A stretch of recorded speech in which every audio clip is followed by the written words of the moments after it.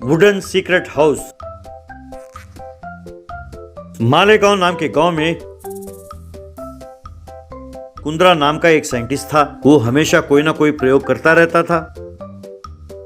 उसके पास एक असिस्टेंट था जिसका नाम था श्याम। श्याम कुंद्रा के लिए चाय बनाकर ले आया। उसके बाद श्याम अपने मन में लानत है, लगता है अपनी सारी जिंदगी इस बूढ़े के पास ही गुजरेगी। अरे ये तनख्वाह भी टाइम पर नहीं देता है, पता नहीं मैं जिंदगी में सेटल कैसे होऊंगा। सब मेरी किस्मत है। यूं मन में सोच रहा था कि तभी कुंद्रा यूरेका! अरे मैंने कर दिखाया। अब इस दुनिया में मेरा कोई मुकाबला नहीं। मैंने एक अद्भुत चीज का आविष्कार किया है। गुरुजी, क्या हुआ? कहीं पता चल गया क्या कि आप किसी काम के नहीं हो? अरे नालायक, मुंह बंद कर। ये देखो यहाँ, कहकर सामने पड़े एक खिलौने के ऊपर एक द्रव्य के 2 बूंद डाले। बस जैसे ही द्रव्य के बूंद पड़े वो खिलौना गायब हो गया। अरे ये क्या, आप कोई जादू वादू सीख रहे हैं क्या?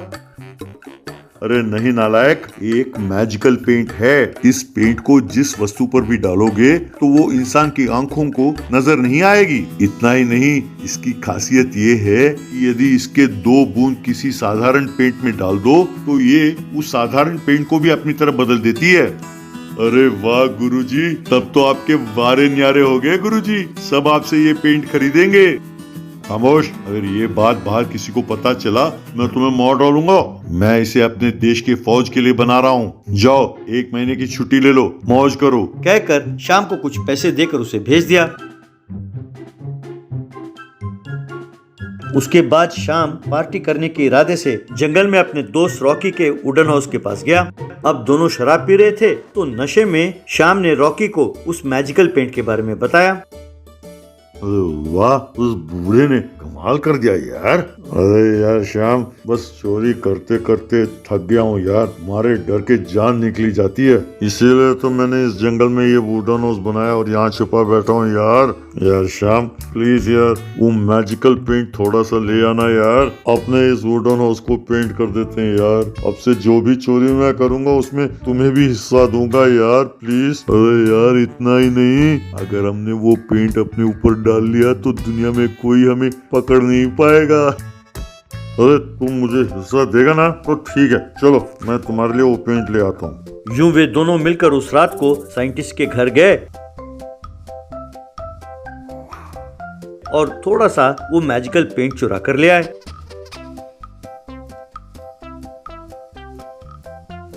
फिर दोनों ने मिलकर उस पेंट को बाकी पेंट से मिला दिया और अपने वुडन हाउस को पेंट किया।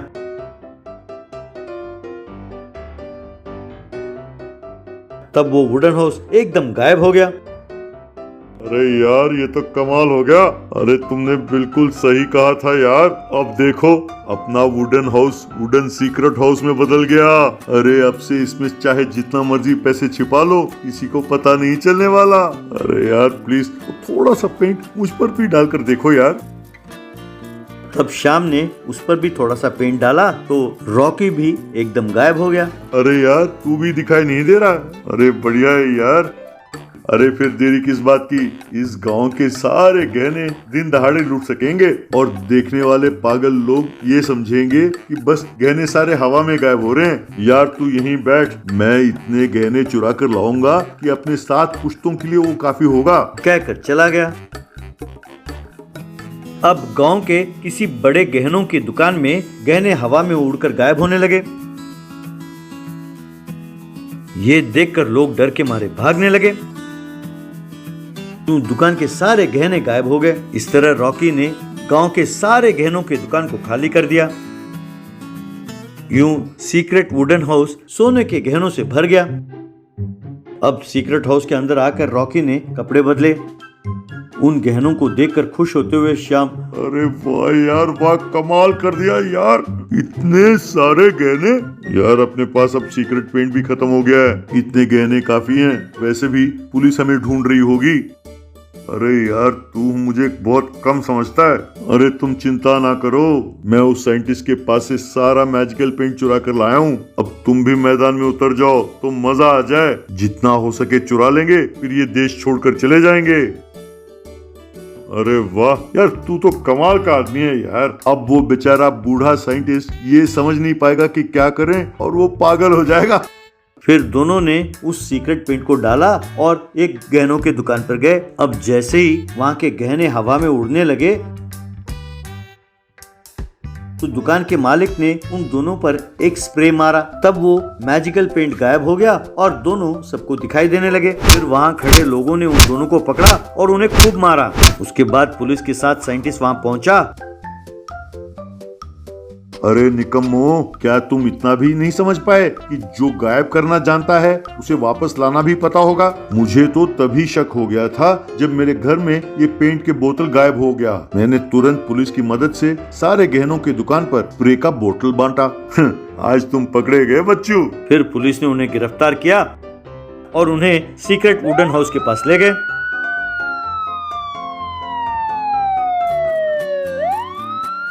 फिर उस घर पर उन्होंने स्प्रे मारा और सारे गहनों को उन्होंने अपने कब्जे में ले लिया। DJ tractor. मिथिला नगर में बिक्कू मुन्ना कहकर दो भाई रहते थे। उनका माँ पिता मरने के बाद उनका पिताजी ने लिखा वसीयतनामा के अनुसार संपत्ति को आपस में बांट देंगे कहकर सोचे।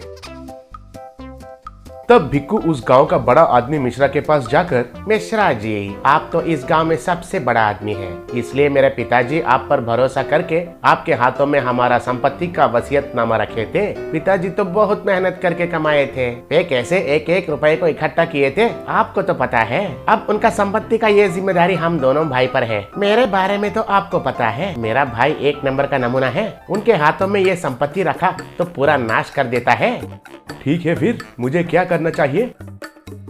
कुछ नहीं, कल जब वो आकर पूछता है तो पूरा संपत्ति बड़ा भाई भिक्कू को ही मिलता है और वो पुराना ट्रैक्टर मुन्ना को मिलता है कहकर कहिए बस। ये तो बड़ा अन्याय है रे, वसीयतनामा में तो ऐसा नहीं लिखा है।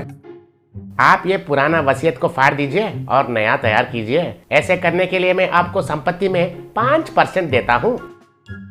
तब मिश्रा चुपचाप रह गया।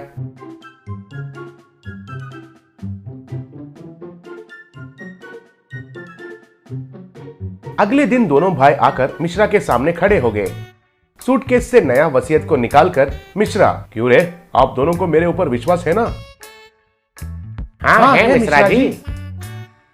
ठीक है, फिर तो सुनिए, पूरा संपत्ति बड़ा बेटा भिक्कू को और मुन्ना को तो वो पुराना ट्रैक्टर देने के लिए कहा था तुम्हारा पिताजी। तब हैरान होकर मुन्ना, क्या पिताजी ने ऐसा लिखा था? ठीक है, वे ऐसा लिखा है तो उसमें जरूर कुछ मतलब रहता है, कहकर वो पुराना ट्रैक्टर को लेकर चला गया।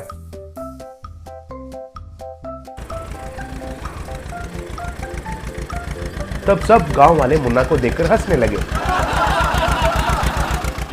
अरे ये तो बहुत नादान है रे, उसका भाई भिक्कू उसको बकरा बनाकर सारे संपत्ति को चुरा लिया, कहकर हंसने लगे।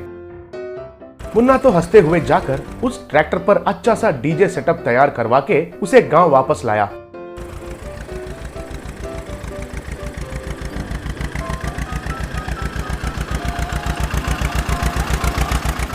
तो लोग उसे देखकर हैरान रह गए। अरे वाह, बहुत बढ़िया बनाया है मुन्ना डीजे ट्रैक्टर, हमारे शादी में डीजे लगाओ डीजे। ठीक है भैया, लेकिन थोड़ा खर्चा ज्यादा होता है। कितना भी खर्चा होने दो, कुछ भी नहीं होता है। ऐसा मुन्ना उनका डीजे ट्रैक्टर को शादियों में, बारातों में और फंक्शंस में ले जाने लगा।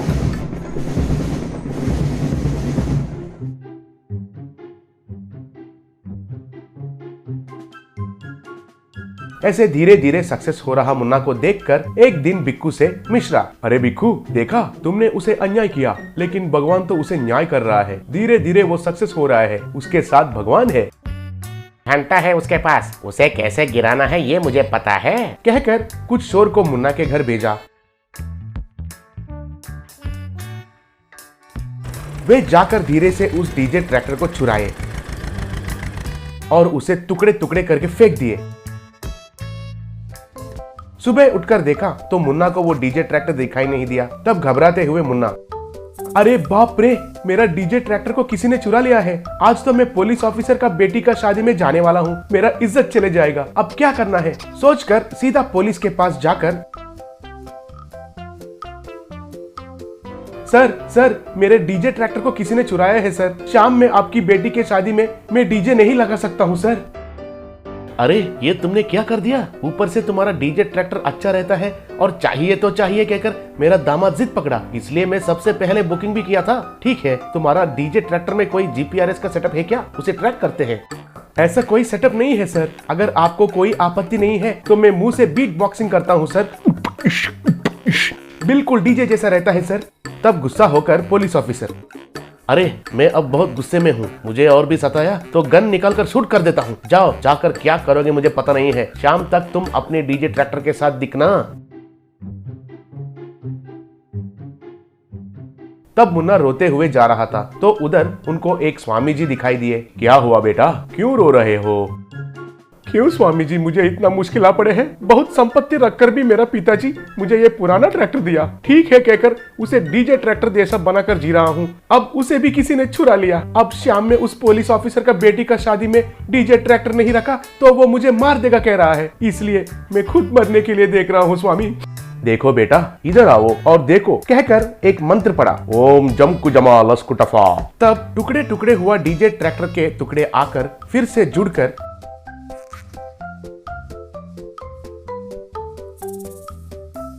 एक नया डीजे ट्रैक्टर जैसा बन गया। इसको जिसने छुराया उसे भी पकड़वाना है। और एक मंत्र पड़ा। तब घर में भिक्कू को रस्सियां आकर बांधकर मुन्ना के सामने लाकर खड़े कर दिए। उनको देखकर मुन्ना, स्वामी ये तो मेरा बड़ा भाई भिक्कू है, वो मेरा ट्रैक्टर को क्यों चुराता है? ठीक है, फिर उनके मुंह से सच निकलवाता हूँ कहकर उनको तालाब के पास एक पेड़ पर लटकाया जैसा एक मंत्र पड़ा। तब भिक्कू जाकर पेड़ पर लटकने लगा।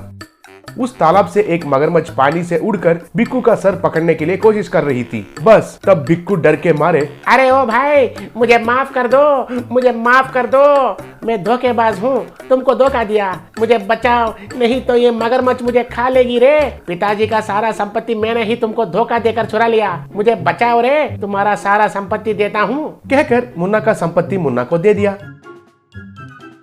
इतना संपत्ति मिलने के बावजूद भी मुन्ना उनका डीजे ट्रैक्टर को लगाकर लोगों को शादियों में और फंक्शंस में वो डीजे ट्रैक्टर मुफ्त में देकर खुशी से जीने लगा।